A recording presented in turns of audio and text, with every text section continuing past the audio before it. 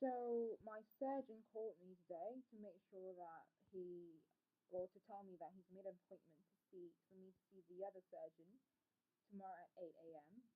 And my original surgery is scheduled for 12 p.m., 12 noon, um, tomorrow as well. So he said I have some time to think if I still want to go ahead with the surgery, and my decision will be a more informed decision because uh, I've met someone who is actually able to solve the soft tissue problem better than he does. Because to him, what he does is purely sort of skeletal movements, and he's not really confident with controlling the soft tissue as much as the other surgeon. And he also said that because I have quite thick soft tissues, it would be advantageous in terms of um, plumping this part up because any movement is movements due to my soft movements of the skeleton due to my thick soft tissue. Um, the tissue is able to accommodate to the change quite easily, but also because of that, because I have thick soft tissues, my alar base, this is what they call the alar base, like the nasal base, chances of it flaring and chances of it being wrong due to the surgery is more likely.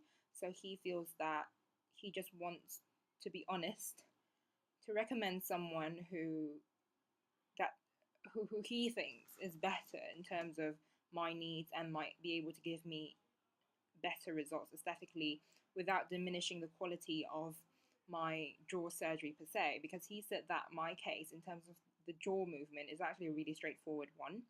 And although I told him, I'm like, yeah, but even though it's a straightforward surgery, I went to quite a few surgeons, and every one of them has different ways they plan to move my jaw.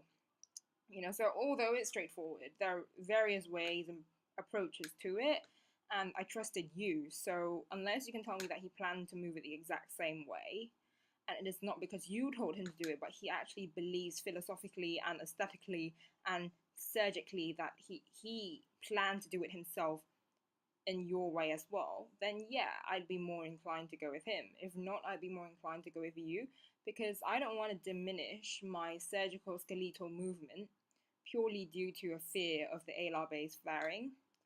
And he said that they're both trained the same way from the same people, from the same organization.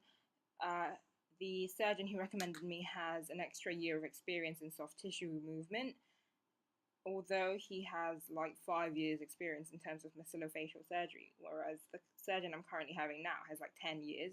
So it's like a difference of like, well, half a decade basically. But he said that because mine is such a straightforward procedure, experience, that difference in experience doesn't really make much of a significance.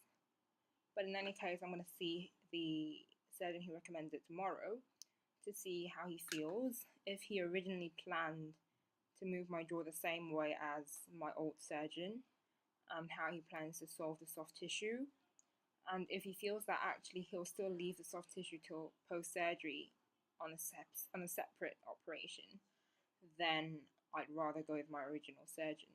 So yeah.